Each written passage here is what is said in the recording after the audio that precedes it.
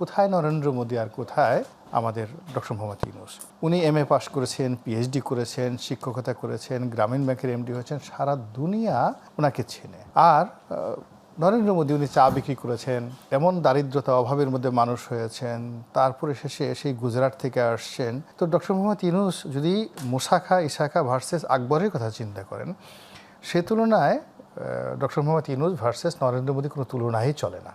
তো সেক্ষেত্রে এখন যারা আছেন চিন্তা করেন ডক্টর মোহাম্মদ ইউনূসের একটা আন্তর্জাতিক কানেকশন আছে, পাকিস্তানের সঙ্গে তাদের একটা ভালো বন্ধুত্ব আছে, এখন তরুণ একটা সম্প্রদায় গড়ে উঠেছে।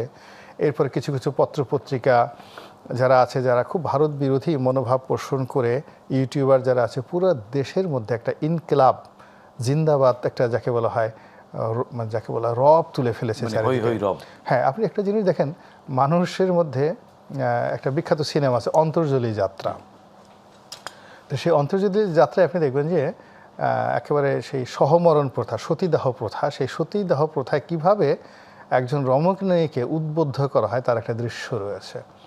তো আপনাকে যদি একটা নির্দিষ্ট পানীয় খাওয়ানো হয়, সেটা তরল আকারে হোক কিংবা বায়বীয় আকারে হোক, আপনার মস্তিষ্কের মধ্যে যদি একটা শব্দ দূষণ ঘটিয়ে দেওয়া যায়, আপনি কিন্তু ভুলে যাবেন যে আপনি আগুনে পুড়ে মরতে যাবেন।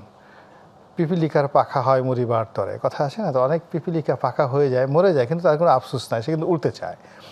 আবার কিছু কিছু পতঙ্গ রয়েছে, লাইট দেখলেই তার আশেপাশে জ্বলতে চায়। কিন্তু আজ পর্যন্ত হাজার বছরের ইতিহাসে কোনো পতঙ্গকে আপনি এই কেরোসিন তেলের প্রদীপ থেকে শুরু করে, মাটির প্রদীপ থেকে শুরু করে অত্যাধুনিক যে আলো আছে, সেই আলোর পাশে যাওয়া থেকে বিরতি রাখতে পারবেন না। এখানে লাইট খেয়ে পতঙ্গকে, এটা আপনি লাইট পতঙ্গ আমি বলছি না, আমি বলছি আমি প্রতীকী অর্থে না, এখানে কেউ লাইটই না, এখানে লাইট কেউ না, পতঙ্গ কেউ না। আমি এখানে যেটা বোঝাতে চাচ্ছি সেটা হলো, যখন একটা এনভায়রনমেন্ট তৈরি হয়ে যায়, তখন তার মধ্যে একটা সৃষ্টি সুখের উল্লাসে চলে আসে শব্দটা।